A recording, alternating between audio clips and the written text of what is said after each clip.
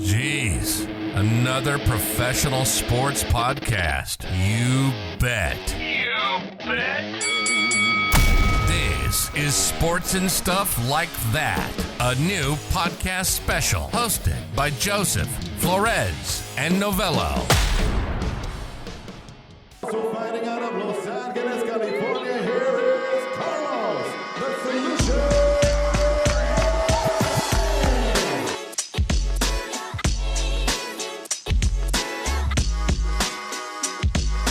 There you go. Inside the ring against Carlos Morales. They call him the solution, and right now he's finding a way to stop it.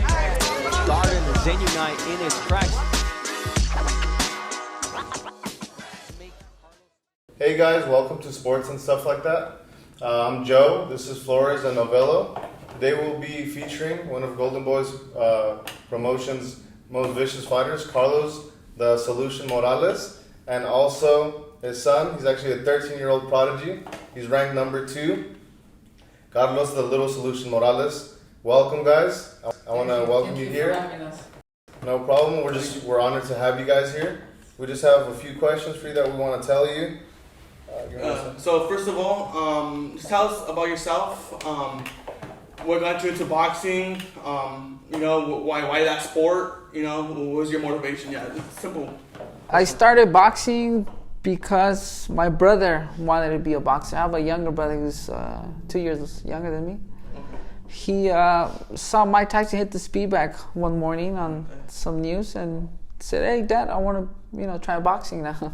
We were playing soccer, so, But I said, it sounds about fun. You guys get to learn how to defend yourself because you guys have to fight someday in the streets or whatever. Yeah. Self-defense. Yeah. So it took us to the gym. I really was not interested in boxing. I didn't want to get punched or anything. So I remember walking into the gym and smelling the sweat and blood. I don't know what that smell was.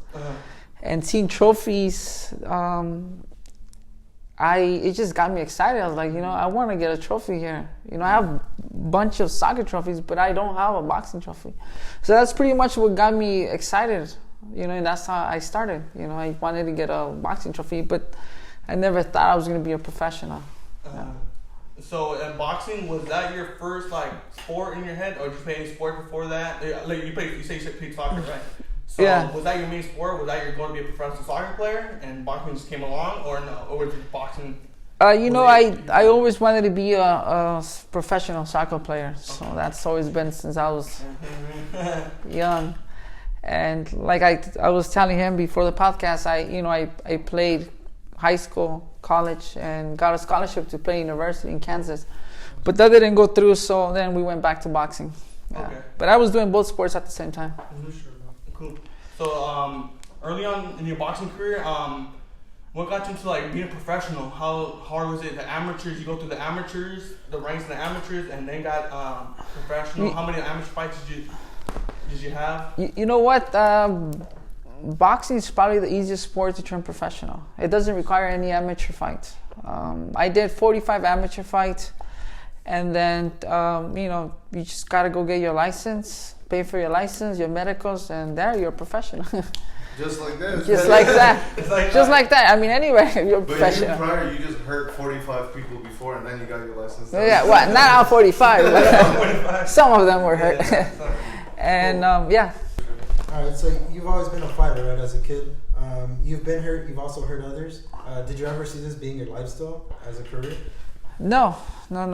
I like I said, I thought I was going to be a soccer player, but that was thrown off my radar for a while now. So then boxing was there, and then I threw soccer away and I just focused boxing. I watched boxing, breathe boxing, learn boxing, and that was it. Of course, your nickname is known as the Solution as well as the Little Solution. Has that been something that started in your childhood, or something that you developed during boxing? Well, it started during my beginnings of my boxing career as an amateur fighter. There was boxing gyms that came to our gym to spar, because you always bring other gyms, kids to spar with you, and not to brag or anything, but the other boxers didn't do so well against the other gyms, and I was the only one that kind of did all right, So they said, hey, you're the solution to the gym, because you gotta show that when somebody comes to your gym, you gotta show that your gym is the best, You can't come over here and beat us up, You have to hold your own, and I was the only one that did that. So then they said, hey, you're the solution. So I was like, oh, I like that name. I got it. Good. Yeah, I got an interesting question just popped in my head. So you say you played soccer, right? That's a team sport. You got teammates all around. You don't have to just rely on yourself. That compared to like boxing, boxing is one-on-one, Right. You can't. You can't blame nobody. Trainers, this and that. People like to blame everybody when they lose, But like at the end of the day, it's you face to face. Did you? How was that transferred into like a one-on-one sport? Was it hard for you? Or did you rather rely on yourself than teammates? I mean, I like playing teams. Like I said, I get hurt or something hurts, and somebody else will come in and play. But I always had that mentality that I wanted to carry the team. I wanted to win, and then that's the same thing you need in boxing. You gotta push. Sometimes you gotta push your trainers, push your strength and conditioning coach. Hey, let's go more. Let's do this. Let's go hard. I want to win. So I mean, it's pretty much the same. For me, I didn't. It was not a big change. Something that I want to say as well. Going into boxing, being an amateur, what sacrifices did you have to make when you started your journey as far as your family or friends? How did that change along the way as well? So having a certain amount of friends, family in the beginning, and then throughout your journey. How has it been so far? I never had a lot of friends, to be honest with you. I always close. My team is pretty tight. I don't like new people coming into the team. I just like to stay with the same people that that we started from amateur to professional. It wasn't hard. I mean, the only hard part would be the family, not being able to when he graduated from school, not being able to be there, or anything that has to do with school, not being able to be there. But I mean, I was there for his birthday, so that's kind of good. But it is a story. I was a parent. I mean, I was a dad at a young age, 19. He was born at 19, so when I was 19, and that's actually what pushed me to be a professional boxer as well, because I had to feed him. I didn't have a job. I never worked before, so we had to move quick, and I use that motivation. And I want to ask you personally, like you said, you played soccer and you're doing boxing now. What do you think is your strongest asset as an athlete? Like into both sports, what do you think is your strongest asset? I think be able to learn fast. I catch things quick. I think that's the talent. Somebody will teach me to throw a punch this way, and I'll pick it up. Or you gotta do sprints this way, and I'll pick it up. I think that's my biggest asset. Be able to adapt and push forward. Yeah. Sure. Going back to your come up and going on. Looking over, so you were born in Mexico and you reside in Highland Park, correct? Yeah. You reside in Highland Park right now. That's funny because coincidence. I right now live in Highland Park, so that just brings more. And then, so that's a cool part. Did you in that area? Did you have boxing coming from friends coming from Highland Park? Is that where you started your boxing career? That you had your friends or a gym or no? In that area. Or no, I mean, when I started boxing, I invited a lot of friends to come to the gym with us, but they all started falling off, and it was just me and my brother pushing. Well, that's why you're the solution, right? You're the I would just keep going, and I surpassed my brother. He was the one that wanted to be the fighter, not me. I mean, I always been not a person that wants confrontation. I've always been more reserved, more calm. Not him. He wants to fight everybody, he's kind of calmed down now. But I think I only fought once through my whole life. I always been the calm guy, the quiet guy. He doesn't mess with nobody. Just leave him alone. And that was it. Yeah. You're just blessed, and you just pick up stuff really that fast. Yeah. Cool. You've had over 45 fights, of course, amateur fights and professional fights. But out of all your fights, who do you think was your toughest opponent? My toughest opponent had to be this Cuban Olympian. His name was Luis Franco. He went to the Olympics in 2004. I fought him for my first title, for the NABF title here in downtown LA.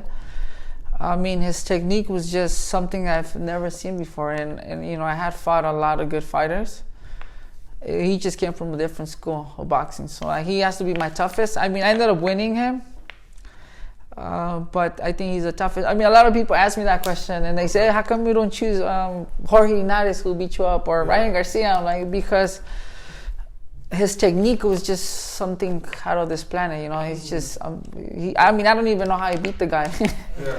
But yeah, I mean, he was just that good. Yeah. So like, just more, he was like technically gifted. Yeah. I mean, compared to like, let's say just speed. You're just saying technique. He was yeah, just that much technique. more. Yeah, I mean, there was times where, you know, I'd be off the angle and I had a shot ready to, you know, I'm like, this guy can't see this, and he'll still make me mad. I'm like, holy shit, how did he see that?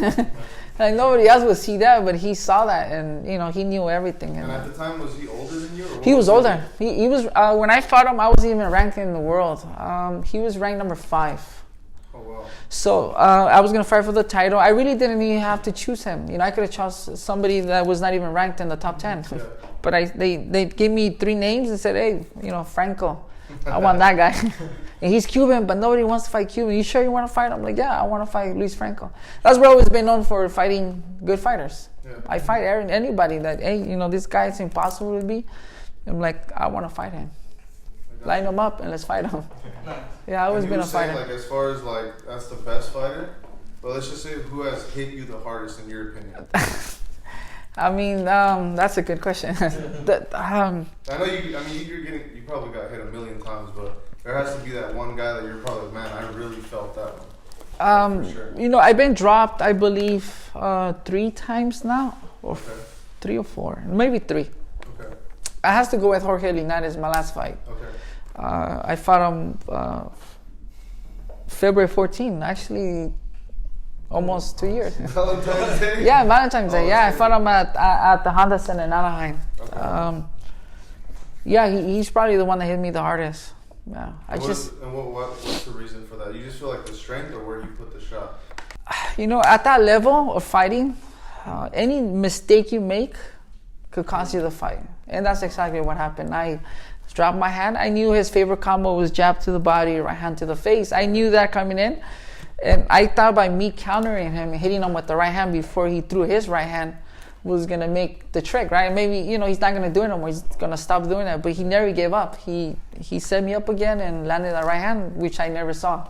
Okay. And my left hand was down, so that didn't help. Yeah. Something that we do notice as well, like before you say is like, even someone that, like, let's say beats you, no matter what we notice, like watching your videos, you're always the one bringing the fight to someone. The pressure fighter. So something that I wanted to say is like, why is that? And like, how is your stamina compared to like other people? Because we always saw that you're the one bringing the fight. Mm-hmm. So how is it that you prepare to go, let's say even 10, 12 rounds at that pace? I've always been criticized for being a slow starter, but I'm it's not that I'm slow. I just gotta be methodical in the way I'm gonna approach the guy, because he's fresh, he's all excited. I'm just trying to be calm in there and be methodical about how I'm gonna attack the guy. And then once he starts wearing down, that's when I start applying pressure, little by little, more pressure until I'm on top of him. Yeah. And he's like, how did you do that? Well, that's right. You slowly creep on him. And eventually he's going to get tired because I'm in front of him all the times. And then, you know, that's we noticed that a lot. Like, literally your opponents were just backing up the whole time. Yeah. And I'm like, is it their strategy, or is it that you're just coming out too strong? And I just feel like when I've seen fighters, they come out strong, but they gas out. But literally in your fights, it feels like you just never the same tempo. We do have a strength and conditioning coach. And, I mean, I do run a lot. And we run the mountains here in Mount Baldy. Okay.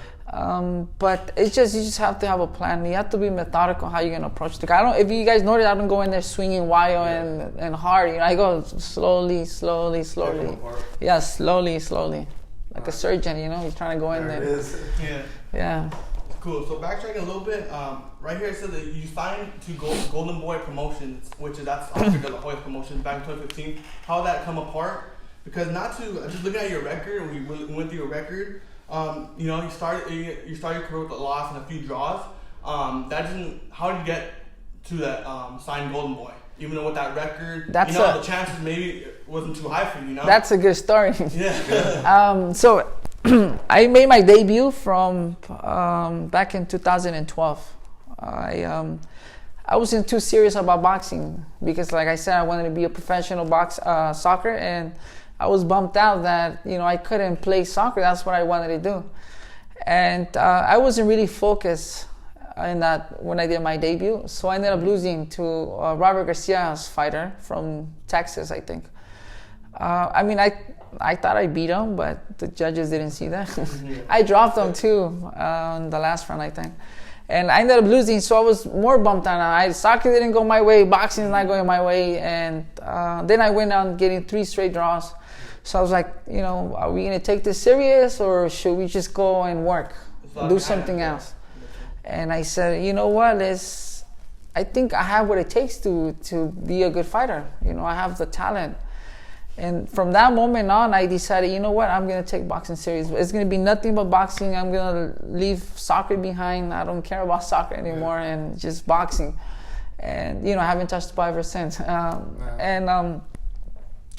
ended up winning 2 more fights. I had a fight scheduled to fight in Mexicali in Mexico. And I remember Golden Boy. It was just a dream to be part of them, but I never thought I was going to be part of them. Golden Boy had a media workout in our gym, a gym that I used to train at El Monte or Montebello. Okay. And they had the spreadsheet, the balance sheet of all the fighters that were going to fight. And there was this fighter, Gabriel Tamahai, an Armenian fighter, also another Olympian, a really good fighter. He had like maybe 14 more fights than I did. It said to be announced. He didn't have an opponent. So I talked to one of the guys that was there that was part of Golden Boy and said, hey, you know, this guy doesn't have an opponent. I'm ready. Give me the fight. You know, it was just something out of the blue. I never thought about it. I just said it. Put it on the air. Yeah, I just put it on the air. And then, you know, they called me later. Hey, you sure you want to take this fight? Because you guys sparred before. And, you know, they say he put a beating on you. I'm like, yeah, I mean, I didn't think he beat me up. But, you know, I was young. I was like 17, 18. He was a grown man. Wanted redemption. Yeah, not really, because I always thought I did better. I always thought I did good. Yeah, I always thought I did good, right? So they said, okay, you sure? And then they called my trainer, hey, you sure you guys want to take this fight? This guy is good, and, you know, supposedly you beat up your fighter. You sure you want to take it? Because they don't want us to back up and be like, yeah, I want to fight. And then at the end, like, no, I don't want to fight. And I said, no, let's fight on. And I ended up fighting on at Palm Springs in India at the Fantasy Spring Casino, and I kicked his ass for 6 rounds. Yeah, and then, you know, Golden Boy comes out to me like, hey, you know, where did you come from? Who are you? You know, we seen you before. What's your name? Oh, Carlos Morales. I'm like, okay, we want to see you more. I have another fight for you. And I was like, oh, shoot, you know, everything's going to change so fast. Like, and all I had to do is focus, run, train, and want it, you know, and everything changed like that. And then after that, they brought me somebody else, Santiago Guevara. Santiago Guevara was an undefeated fighter from Golden Boy, 8-0 with like, I don't know how many knockouts he had now. And I ended up beating him too, wow. 8 rounds. And then they said, okay, maybe this guy's getting lucky. Let's give him one more fight. Yeah, let's give him one more fight. And I was like, what the hell, I just beat this guy. But I didn't care. I was like, give me whoever you want. If you want to give me Canelo, Mayweather, I don't care. Give me whoever you want. And then they bring me Emmanuel Gonzalez, a Puerto Rican fighter from New York. Now, they're bringing me fighters from the East Coast, bro. Those guys are good. Yeah. And I'm like, oh, shoot, man. This guy was 14-1. 8 KOs. He lost to Tevin Farmer in Puerto Rico. So, you know, they come up to me and they say, hey, Carlos, if you beat this guy, we'll sign you to Golden Boy. Oh, man, I was like the thing that I was waiting for. You know, I didn't care who I was going to fight. I could have found Mike Tyson and I would have beat him. I didn't care. I just wanted to be Golden Boy. Yeah. And I go in there and I kicked his ass for maybe 8 rounds. It was my first 8-rounder. My first 8-rounder, and I kicked his ass. And those guys had like two times more fights than I did. Oh, wow. And then boom, hey, next day, went to the Golden Boy's office downtown LA, signed the contract. Hey, welcome to Golden Boy. I was like that. Cool. So, yeah. Do you have like direct contact like right away with like Oscar De La Hoya? How's that work? Because that's his promotion. I'm not sure who his partners are, but is it like you directly shook hand right away, or? I mean, I've done that. He's just the face of Golden Boy. We go through other Robert Diaz, who's the matchmaker. He's actually the one that signed me, and you know that's who we go through is Robert Diaz. Cool. So under Golden Boy, I think you were touching on it earlier. You held a bout, right? Yeah. Okay. What division and like what 100 was it? 130 pounds, 130. NABF. I was 2-time NABF. So Okay. I won the title against Luis Franco.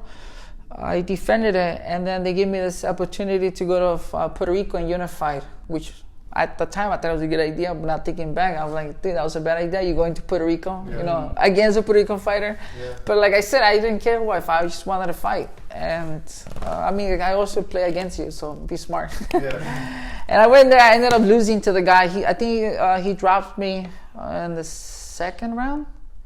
He was a hard hitter. That kid hit hard. You fell down. And I ended up losing decision, unanimous decision. So I come back home and I'm bummed out that I lost in Puerto Rico. And they offered me another fight. Say, hey, we could get your title back because he's fighting for the world title. So whoever would have won that fight was going to fight for the world title. But I lost. So he's fighting for the world title. That means he's going to make him both of those titles. And they said, you could fight for the NABA title again. And then, you know, that's how they brought me somebody else, Darden, who broke my nose. But I will always remember him. Yeah, he'll be Yeah. a new little something that I was gonna ask again. So in the sport of boxing, there's like a lot of stuff going on from what I see. I'm not sure if you're familiar with it or if you follow it. What do you think about YouTube or influence boxing right now, and what it does to the sport, good or bad? I think it's good for the sport because Okay. they're bringing a new audience, bringing people that never watched boxing before. Gotcha. I mean, people are going to get mad because they're making more money than most boxers. Yeah.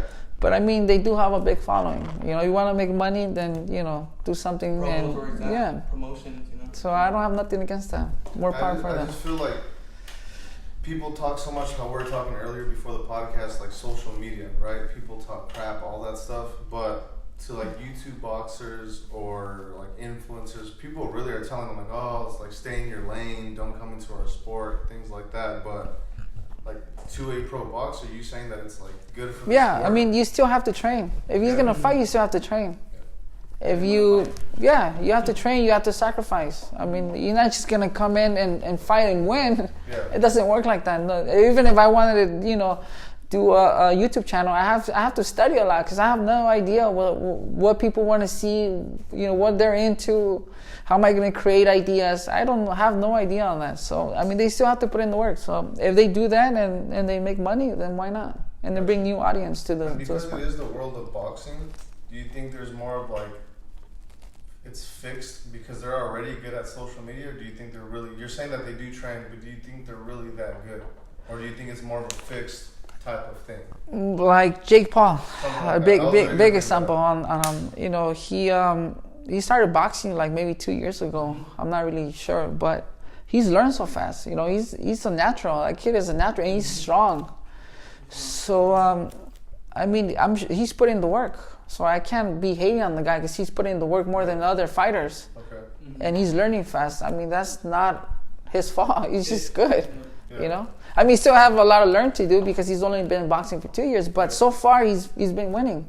And what do you think the amount of time is, like you being a pro boxer, is where you say like, all right, I'm good. Even before being pro, what amount of years do you think it really takes to be like, I'm good enough to go to the sport and compete? Well, I mean, that never crossed my mind. I was focused more in being able to fight 12 rounds. That takes years of training. To be able to go 12 rounds, it takes years of training. So if you get a guy random from the street to go 12 rounds, he ain't going to go 12 Not gonna rounds. happen? No, that process is years of boxing. That makes you go 12 rounds.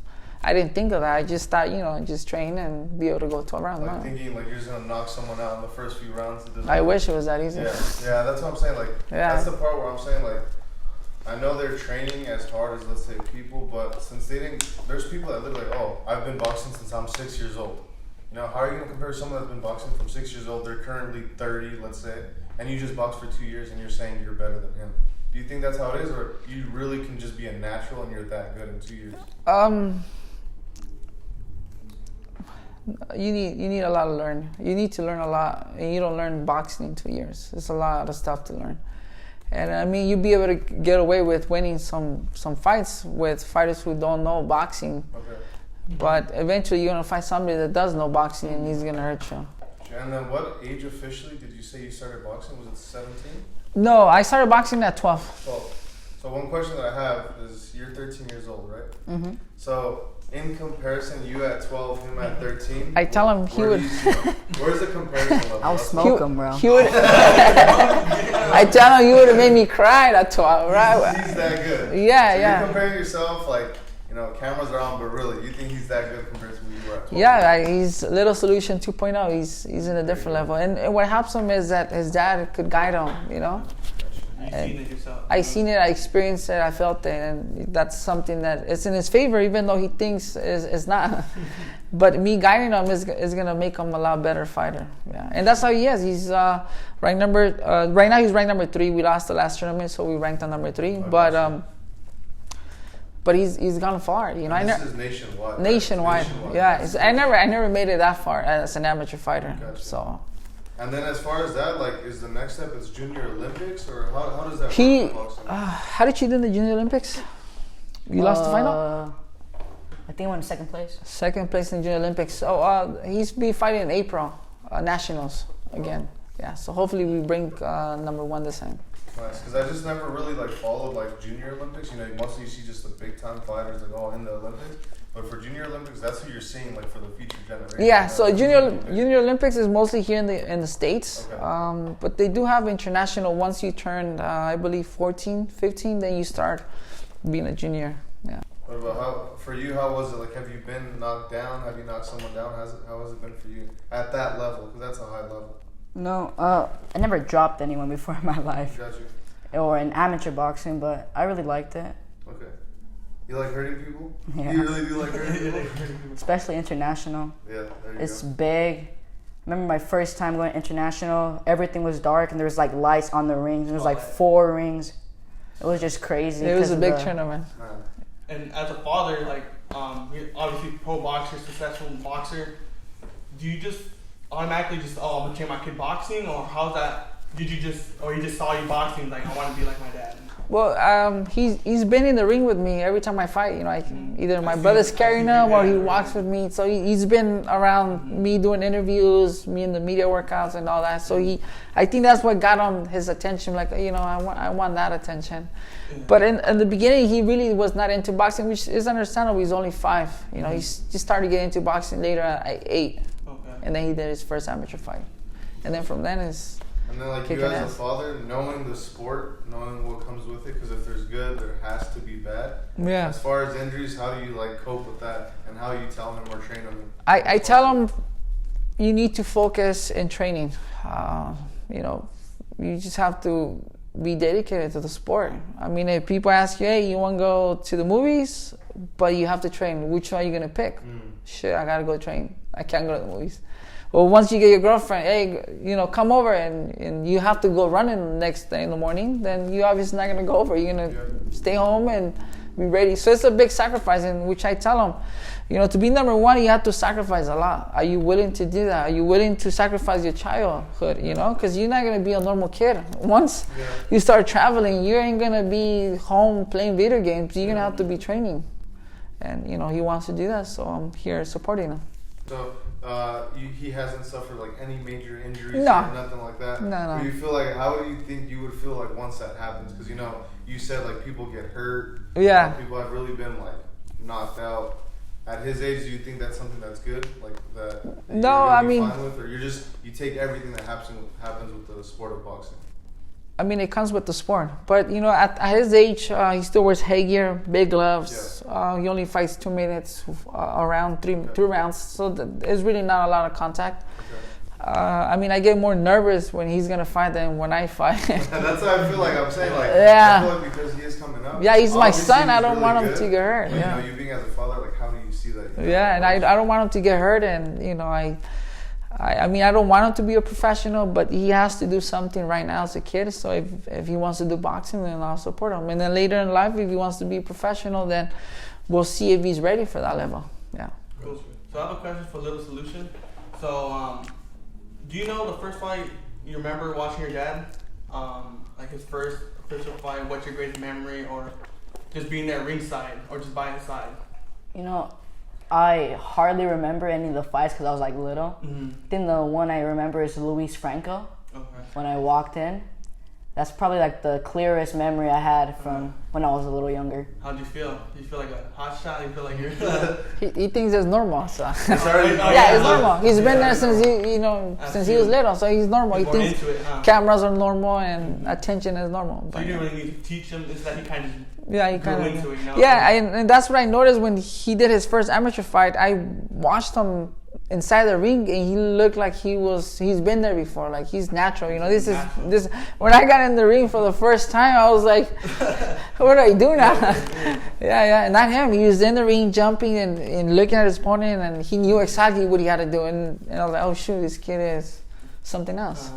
And how's it like ringside with your dad? Are you very critical of him, or yelling at him, or what do you do during the fight? Or wait till he gets home. Oh yeah, you wait till he gets home, then you tell him, "Hey, you did this wrong." Yeah. So how are you with your dad? Well, at the fights, I don't really like to scream because I feel like it's gonna be pointless. He won't be able to hear me. Yeah. It's in his zone, and I usually talk to him when he goes home, tell him what he did wrong and what I liked about it. But it's usually what he did wrong. All the bad stuff. All the bad stuff. All the bad stuff. And what do you say? You just like... Well, I just take it, Yeah, you take it like... That's his opinion, and Do you guys usually watch back the fights together, like highlights, or how is it like post fight? How is it that you do it besides like recovery? What is it that you do as far as like studying that opponent if you ever want to fight him again, etc.? I think that's something that I don't do enough is watch my previous fights. Gotcha. I just started doing it. There's 2 years that I've been inactive, and I see a lot of errors that I made. The older you get, the wiser you get, and you've been through many fights. And you're like, oh, I did that wrong. I did this wrong. I did this wrong. I mean, I should have done that in the beginning, and probably would have helped me. But I just didn't think it was important. But now I try to teach them, like, hey, you gotta watch your fights, learn what you did wrong, learn what you did right, and learn. Because if you don't want to watch them, then you're not learning. It's obviously. For like, so you're gonna prepare for a fight. They say like, oh, you're gonna fight this guy in like, let's say, I don't know, 6 months. How long do you really prepare where you're like really locked in as far as like everything that has to do with boxing? Like how many weeks? Like the training camp? Yeah, just the training camp. So I stay in the gym all year round. Okay, and they don't give you 6 months for a fight. The maximum I give you is 5 weeks, 6 weeks. Wow.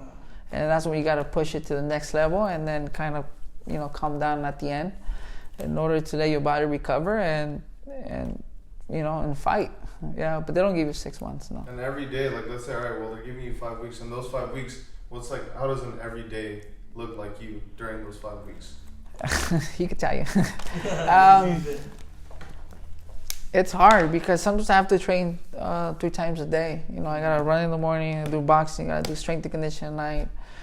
I mean, basically, and then I have to go home and be a dad, be a husband. So it's just just a lot of work. So I mean, it's tough, but it's part of the business. So.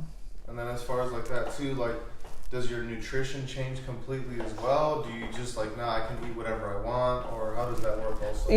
When I was younger, I was able to eat whatever I want. I mean, I never liked drinking too much soda because, a lot of calories, a lot of sugar. Yeah. I just try to stay away from sugar, but I pretty much eat anything. And not so much fast food. Yeah. Yeah, the topic of like nutrition and like combat sports like boxing and MMA and just like, you have to make weigh-ins, What's your experience with making weight? Or did you ever have trouble, or did you ever like starve yourself? Like, because I see a lot of videos, we say people passing out, Yeah, I had a lot. It's dangerous to me. I don't know how people do it, because like I would cut 20 pounds myself, or I don't know. But yeah, what's your experience like weight cutting and? Well, actually, the first time I got dropped was at the Forum in Inglewood. I still remember that. It was the first time. I was fighting Charles Huerta, a kid from Paramount, California. I didn't take the diet serious.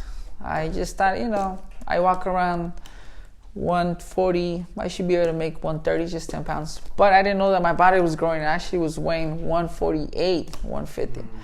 And I didn't really pay attention to the scale, thinking I still weigh 140. So the week of the fight, I had to lose about 9 to 10 pounds in water and not eat. So, I still had to train, I still had to run. So I went completely drained to that fight.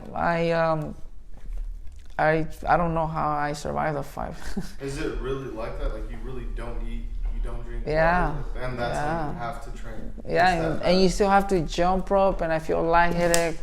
It's miserable. It's a miserable. That's the only thing I kind of don't miss right now. Yeah. Feel miserable like that. What's the repercussions if you don't make weight? I know you have to, what do you call it? You get fined. Give up some of your purse, right? Yeah, you Give up get some of fined. your purse, the fine. Has that ever happened to you? No. I mean, like I said, I had to either dehydrate and not eat for days and make weight, but I never been fined, and I always fought. And the story with Charles Huerta is he ended up dropping me in the 8th round. I mean, I had energy in the first round. We were trading, and I'm like, and then out of the nowhere, my energy level just completely was gone. Like I couldn't even raise my hands. Like, what the hell happened? It was just, I couldn't describe the feeling. I was like, I did everything. Well, how come I don't have energy? And it was because I didn't have enough time to recover. Gotcha. And what typically you think is a good amount of time for recovery? The thing is not the recovery time, is the nutrition. You have to have a nutrition plan. You have to know how many calories you can eat a day in order to lose that weight. And then when it's fight day, you don't have to exercise. You can still drink water. You can still eat and fight and feel good about your fight or about your weight. Yeah. And usually, like, do you get like a pre-fight meal, or you're just going in like No, I don't. stomach? No. I do eat. I can't go. During training camp, I crave soda, pizza, hamburgers, cheeseburger, all that stuff. But I can't eat that after weigh-ins. I have to still stay with my diet, and when I fight, then after the fight, you have In-N-Out or whatever. But yeah. Cool. So you're 2 years inactive, right? On Valentine's Day. I'll be 2 years. 2 years Yeah, inactive. two more days. Okay. So what's new, and what's 2022 looking for you? What's your goals? Are you focusing on your son? Are you still you want to pursue another career? Maybe get signed somewhere. What are your goals like for this year? Well, hopefully I get back in the ring this year. Okay. It's been kind of good though to be off for 2 years. I went hard for 6-7 years. My brain needed to recover. My body needed to recover, and I feel new. I think I could push another 5 more years. But it all depends who wants to sign me, and then we'll go from there. Yeah, it's a lightweight division, right? Yeah, 135 pounds. Okay. Yeah. That division. It's stacked. Like, I don't know if you want to touch on it. This division is like, they're still called the drama division. You know how the top guys, Gervonta, Lomachenko, Ryan Garcia, these guys that talk a lot on Twitter, but they never fight each other. It's kind of annoying. So do you think you can compete with these guys? Like, I don't think, the only one I really think like is like that is probably Lomachenko and like Gervonta. I really think they're the top dogs in that division. I know Gervonta doesn't have a bout. I think he does have a bout actually, but Kambosos is undisputed right now. I don't really think, what's your opinion on the division? You think like, you think you can probably take the top guys again one day? Well, it doesn't matter who has the titles. I mean, if he has the titles, everybody's gonna have to go after them, and then that's Kambosos right now. Yeah. So, what I've learned through the years of boxing is that you don't have to fight everybody to win the world title. There's smarter ways to do it. Yeah. And it all depends on how I perform in my next fight, and we just have to go from there. Yeah. Cool. And Little Solution, what's his plan for 2022? So, like I said, he's fighting nationals in April. He was supposed to. I'm trying to make him Mexican citizen, so he could fight nationals in Mexico. So he has two countries, and he's building points for both countries in case he decides to go to the Olympics. And he does not make the United States, he could go and try to make the Mexican team. So that's what we're working on right now with him. As far as being tough on each other, of course you're tough on your dad. We've seen some interviews where you're yelling at him. You don't wait till you get home. You're telling the media. But, you're tough on yourself outside and inside the ring. But who do you think's tougher on each other right now? Right now, I think because he's active, so I think I'm more tougher than him. I'm just trying to get him through his head that the only way to do it is to train hard. That's the only way. Work hard. That's the only way. There's no magic. There's no magic water we just drink and then I'm the best. To be number one, you have to outwork everybody. And that's something that sometimes we kind of disagree on, but I tell him I got this far working hard. Yeah, something that I know we were talking about earlier before the podcast, but would you ever consider a change of sport to the MMA as you're like growing older? No. I have no interest in wrestling. I'm claustrophobic. I can't have nobody, choke me, and I'll be tapping. Leave me alone. Yeah. But like how you said, you are a quick learner. Do you think even if you're saying you don't want to do that, you would be able to learn fast? Oh yeah. And with your boxing experience, how do you think that would be? Like, you think it would be an easier transition than just to start boxing? Or to go to the MMA is easier to Well, I have the soccer background, so the kicking and the strength on the legs is there. I just have to learn, some technique on wrestling. Okay. But I think I'll be fine. But I mean, I wouldn't try it. But Now we just we're saying we just see a lot of the MMA guys. They're not happy with I guess their paychecks and MMA. So they're trying to go to boxing, but I just feel like they're making it seem like, oh, I'm just gonna switch because boxing is that easy. And I just wondered, what do you think it is? Like, are they crazy for thinking that, or do you think just because they're athletes, they'll be able to move over that quick? Well, they can. It all depends on the person, on their mindset, and how hard they train. They have to train, and then eventually they'll learn the sport. But if you match somebody who from the UFC to somebody at the top of the boxing, they're not gonna win. So. Something we also wanted to ask. You being a pro boxer, we wanted to ask, and it's a big question, and we wanted to know, who are your top 3, top 5 best boxers of all time in your opinion? Who you look up to? Yeah, who you look up to inspiration? Boxers, Mount Rushmore of boxing. What's your opinion? So growing up, I was in love with Mayweather. Right. I just loved the way he fought. He was the most technical fighter I've ever seen. Him and Chavez, the most technical fighters inside the ring. I didn't get to see Roberto Duran because I was, way before. I was too young. But I have to say Chavez, Mayweather Jr., and probably Terence Crawford. That's his brother. Yeah, he just left Top Rank, right? Yeah, they split up. Yeah, so. Who knows what's going on with him? You have titled Terence Crawford, or is he your favorite fighter? Or he's one of your... he's one of my favorites. Yeah, Mayweather is probably the one. Your top? Yeah. Cool. Even though a lot of people don't like him, but... I know. I don't like him outside, but inside the ring he's a master. No matter how you flip it or not, right? he just knows how to beat you. Because me personally, I have my own favorite fighter. Like, my favorite fighter is Canelo. Me personally, but I still think Mayweather's probably Oh, I forgot to mention Canelo. Yeah, Canelo's one of them. What about Lomachenko? Oh, and Lomachenko. Oh, yeah, so that's 5 right there. Top 5. Cool. So, like I was saying, Canelo, my favorite. You know how they have that GOAT talk in boxing, and that Mayweather being the 50-0, and then Canelo had that loss with him when he was young. Do you still what's your opinion on the stigma with Mayweather? You know how he runs and or do you think that's boxing and he deserved to have? I mean, if it was that easy to run and still win fights, everybody would be doing that. Nobody wants to get hit. He's just a master at what he does. He plays mind games with you inside the ring and makes you pay for it. I mean, when he fought Canelo, he didn't run. He was right in front of him, and Canelo still couldn't touch him. Yeah, so I mean, fucking guys from another planet. Yeah. What do you think now? A rematch, how would it play out? Prime, because really, do you think that was really Canelo's prime back then? At 21, no? 22. So he's obviously a great boxer, but that's like you said, Mayweather's probably the greatest boxer of all time, and Canelo couldn't do anything. But now, years later, what do you think, or how do you think that would play out? Well, Mayweather's 50 now? How old is he? 40 something? He's older.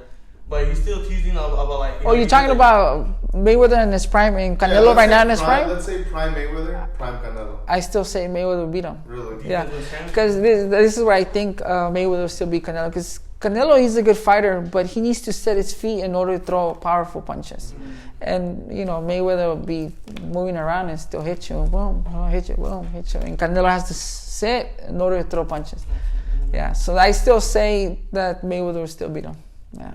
Cool. And Little Solution, I know your dad's your number one boxer, favorite boxer. Top 5? My dad. There you go. Yeah. Me. Yeah. But do you have your favorite fighters, or who do you watch? I like watching Lomachenko, Mayweather, too. I like watching Canelo. I like watching Joe Kazagi.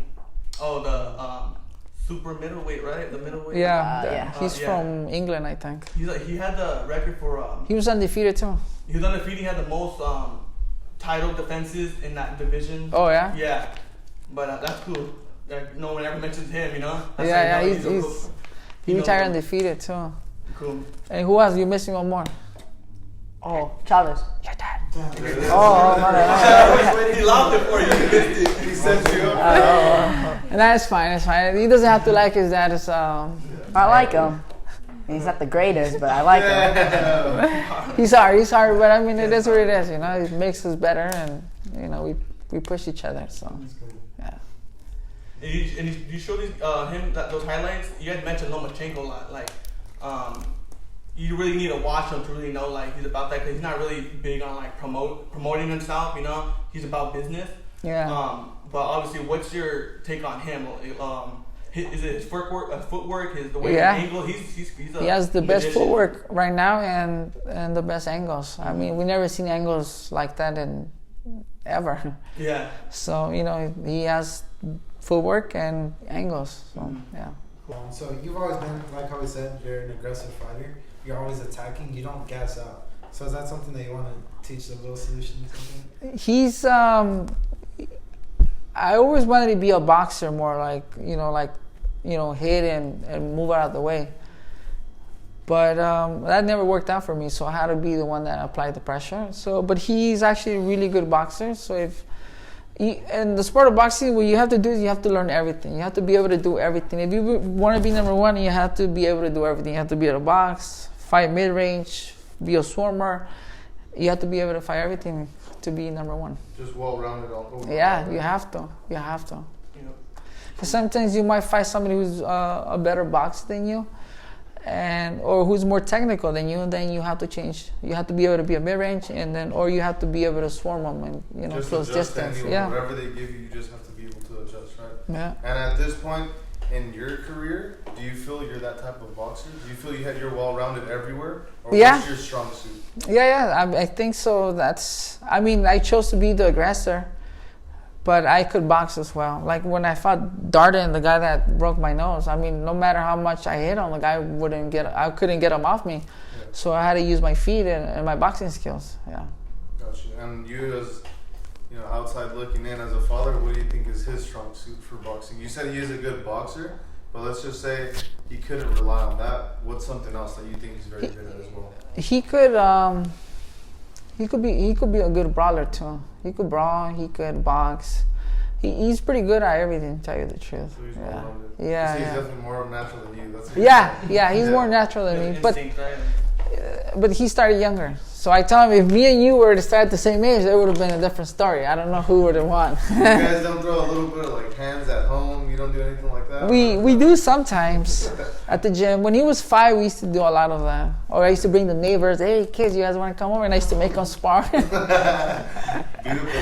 Beat up the neighbors' kids. Yeah. Hey, let's see how good you are. And he never cried. So I was like, oh shoot, he hasn't cried. So I'm like, oh. Yeah.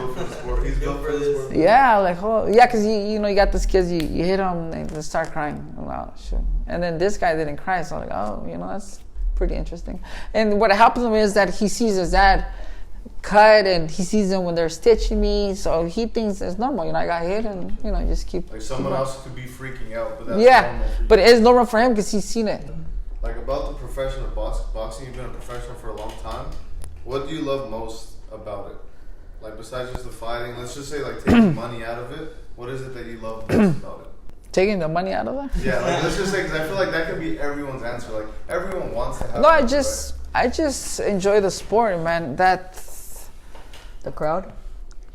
No, because when you're fighting, the lights are so bright. All you see is dark. You hear people, but you really can't see outside. I mean, if you stop and look, then you'll find somebody. But even then, it's all dark. It's just so bright here. It's just you and the guy.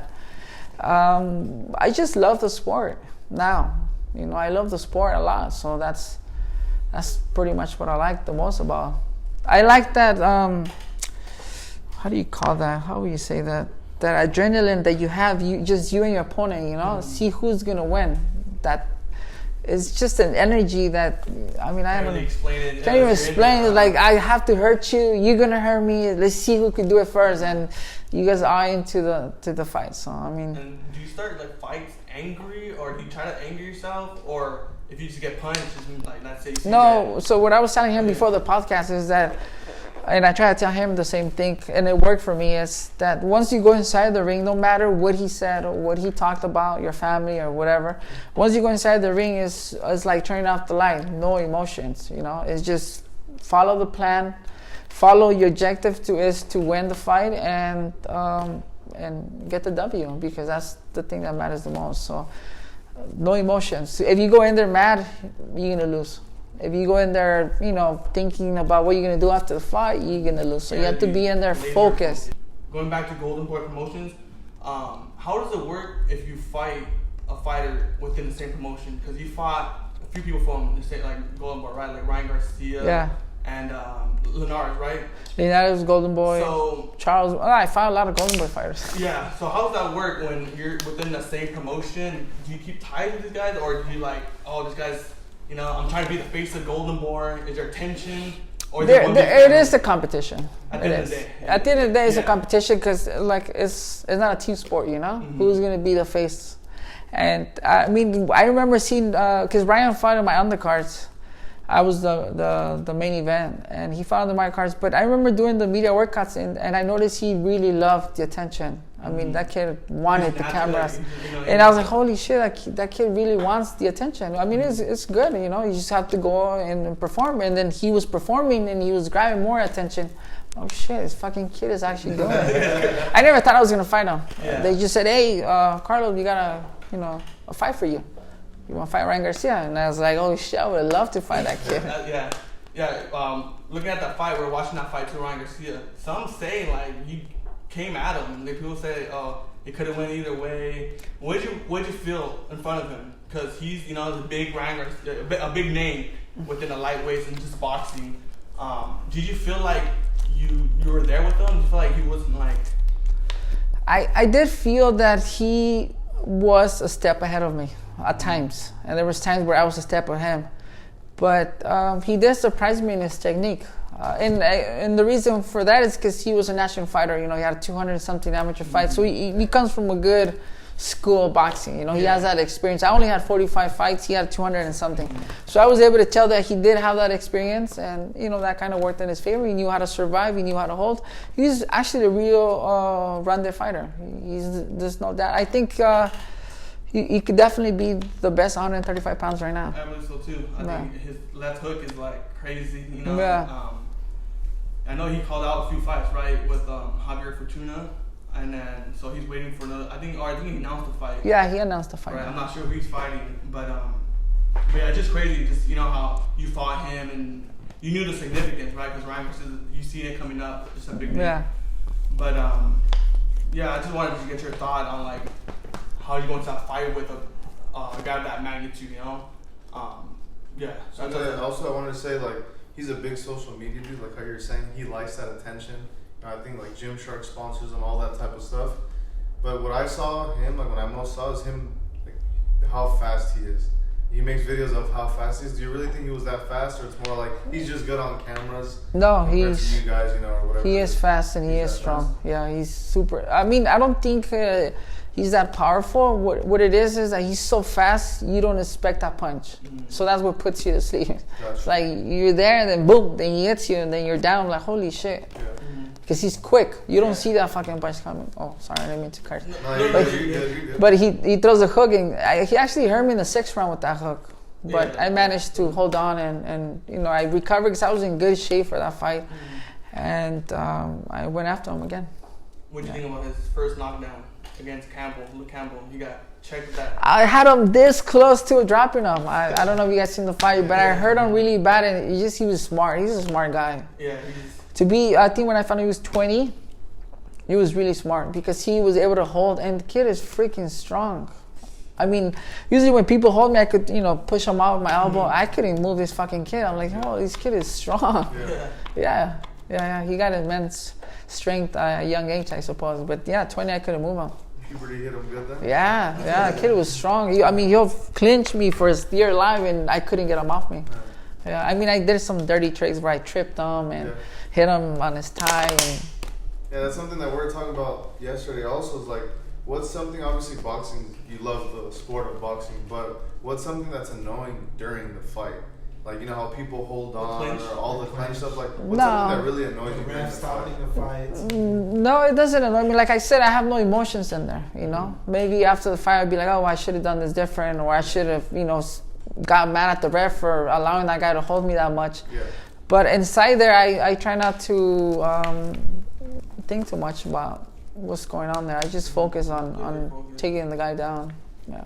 Gotcha. Yeah, because we just I see so much like of these dudes that are just holding you, or like they complain a lot to the ref, and it's like there's just these annoying figures. But it's like someone like you where you're really the person to bring the fight. I just want to know how you felt about that. Like someone that's running away a lot, like man. Well, when I fight Ryan, I said he was holding a lot. That's probably why. That's why I say he's smart, because he can't fight, so I have to hold this guy to get him to stop coming. He was smart on that part. I mean, it was annoying because then I complained to the ref, hey, he's holding. Yeah. And then the ref. And how are refs typically? Like, do they really like listen to you guys as boxers, or is it more like just be quiet and fight? That ref particularly, he didn't really care what I had to say. So that's why I was like, I should have, been more demanding with him. Like, fuck, do your job, Yeah. He's fucking holding. But, I mean, it passed. It doesn't really matter now. I wanted to ask you about, I'll try to pull up the video if I can. Your last fight against Linares, there's a point in that fight. It was after the bell, after the bell, remember you guys see that? He gave you a little cheap shot. And you gave it right back. What was that all about? Do you remember that moment? Yeah. I was like, yeah, it's good that you hit him back, because he looked like after the bell. Yeah, after the bell. I'm a fighter that doesn't do anything dirty. I fight clean. You fight me dirty, I'm gonna fight dirty. That's what I tell him too. If somebody fights you dirty, be ready to fight him dirty, but in the low-key kind of thing. But that one wasn't lucky. I knew he was trying to intimidate me, because I had done a training camp with him in Vegas. I helped him get ready for, I don't know who he was going to fight, some guy from the UK. So they paid me to fly into Vegas, stay there for his training camp, and which we did. And I was the only one that kept up with him, because everybody else was getting knocked out. This guy was hitting him right, boom, out. Okay, he doesn't want to fight no box no more. I kept up with him, And they eventually said, hey, we don't need you no more. Because I guess once you start losing weight, they want to bring somebody lighter. They don't want to bring somebody so heavy. So they said, hey, that's enough, and thanks for helping us. So I was like, oh. But I think he did that on purpose. He did that to try to intimidate me. Like, you're just a kid. I'm going to... He needs to intimidate you. Yeah, I'm going to punk you. And I said, okay. Bye. Return that shot back to him. One better, because he kind of gave you a love tap. Yeah. It looked like a love tap. I don't know how hard. It didn't hurt, no. Better. Yeah, because I feel like when you gave it back, it's like, oh. Yeah, it didn't hurt. Like, calm down. He stared at you and you were like you just hit me. Well, what did the ref tell you at that point? I think he just said, cut the bullshit. Yeah. And I said, I was like, I didn't start. But nobody else saw that he hit me first. They thought I was just hitting him after the bell, but nobody saw that. He. Yeah, we're watching the highlights and we're like, wait. I'm like, wait. He gave him a little cheap shot right there, because at first you really do just notice yours, where it's like, man, that's a big hit. But then right before he gave you that little love tap. Yeah, he was like, bah. Trying to prove. I was like, what was that for? You don't have to do that. So then I returned it back to him without even thinking. I didn't even think. I just, bah. And then rest is history. So yeah, after your last fight with Linares, yeah, you took the loss. What was going through your mind? Did you know, like, oh, you're gonna take a break, or you just? Well, that was right. That was right before the coronavirus. Oh, okay. So my contract was still with Golden Boy. My contract didn't expire until September. So my contract expired during the pandemic. So my contract is 7 fights a year. So they still owe me some fights, but I'm not here to cry about. But they said they're gonna bring me back, and that's what I'm waiting. That was just going to be the life changer, because beating Linares, I was going to fight David Haney for the title. So that was going to be life changing. I'm like, hey, I would have been driving a Ferrari right now. But I mean, things happen for a reason. Yeah. Maybe I wasn't mentally ready for that, or money was gonna change me. I don't know. You know, It's it just like, honest yourself, it was you not on my accept it. plan. Yeah. Did you watch that last fight with Haney and Linares? Haney was at my fight. Haney was at my fight when I fought Jorge Linares. So he was probably like. Yeah. I mean, I make fun of this, but I give him the blueprint. You know, he saw what I did to him in the first and the second round before I got dropped in the third. And I mean, the fight was pretty even. I was actually, you know, putting hands on him. And if I would have kept the fight like that to the 12 rounds, I would have beat him. But you know, like I said, I thought I had him under control, and you Takes know, one, you know. one shot and you're out. mistake. One mistake at that level, one single mistake, and you're out. It's just crazy how one fight can change your whole career, because if you beat Linares, That would fight have Haney, that would have been. and then if you beat Haney, I probably would not be here in this podcast. you're in Cambosa's spot. Yeah, we come on this You're in Cambosa's spot. So, you know, not to be like the bear bad fruit, like Bad news. Oh, bad news. But like, is that always back in your mind? Does that bug you, or? The thing is, if I let that bother Yeah, me, then because- it's just. I mean, I was depressed for like a year. You know. And then coronavirus didn't help, right? Yeah, then coronavirus didn't help. Yeah. And then, I'm still a little bummed out, but I have to let it go. You know, it's the past and move on. But I'm kidding. I still would have been here in your podcast. No, I was gonna say we would still message you 1,000 times. Yeah. We'll still do it. No problem. Yeah. I was like, come on. Yeah.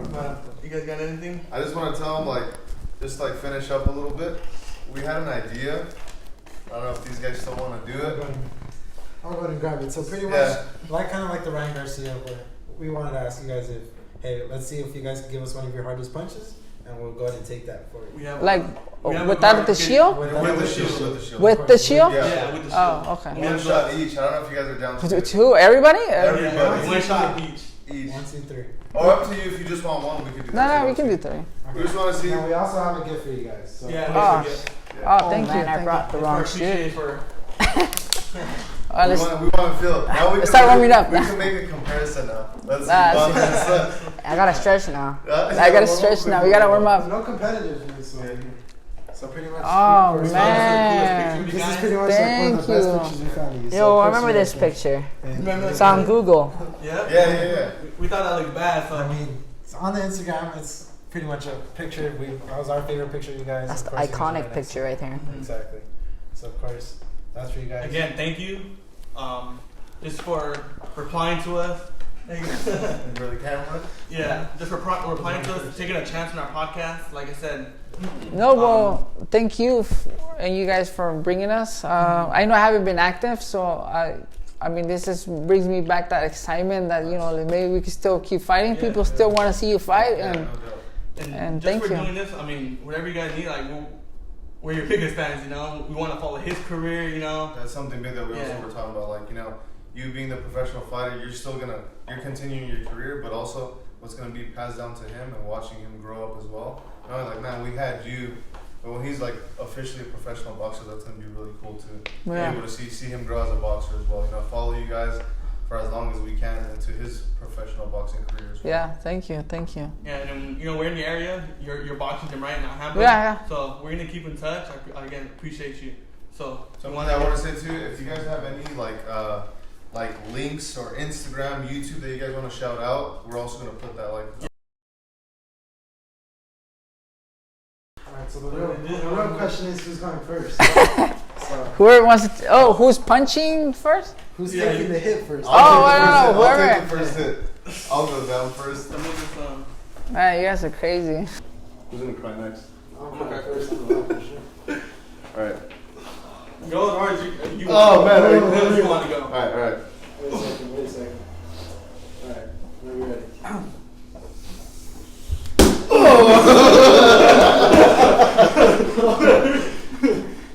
Oh damn. Dude, that thing clapped. Hey, go back to back or no? We're going back to back. I'll go back to back. Go. God damn. Oh, I'm scared. Man. Dude, I literally didn't breathe for like. God damn, bro. Look. That was good. God damn, bro. All right, let's go. Back to back, baby. Let's go right here. All right. I want to move. Wait, they want to Yeah, let's turn right here. There you go. Go a little bit, Joe. Whatever.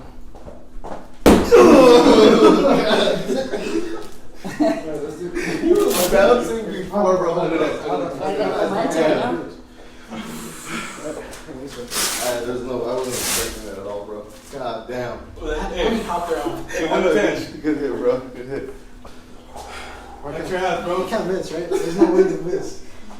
He knows a good way, good spot to hit. God damn, bro. I made the shirt, so don't go hard on me. As hard as you can.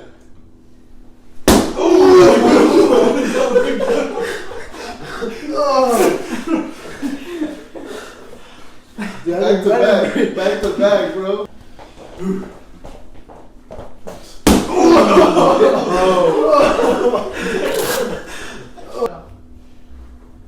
Yeah, like that. Like that?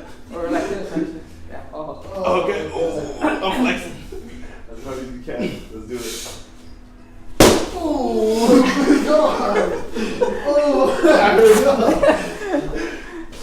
Bro, that's so loud.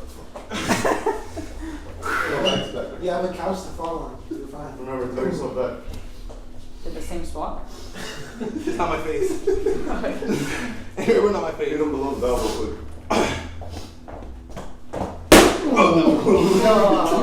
Hit a steal, bro. Oh, Where are we looking at? Which camera? These? All three of them? I'm middle, right in the middle. Ready, 1, 2, 3.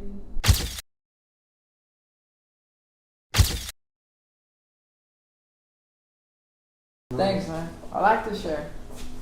Yeah, And there are little solutions on there too. So There it that's is. even There it better. is. That's like Most literally. important, you know? Want to get closer? Should have. Fine, it's good. It's good.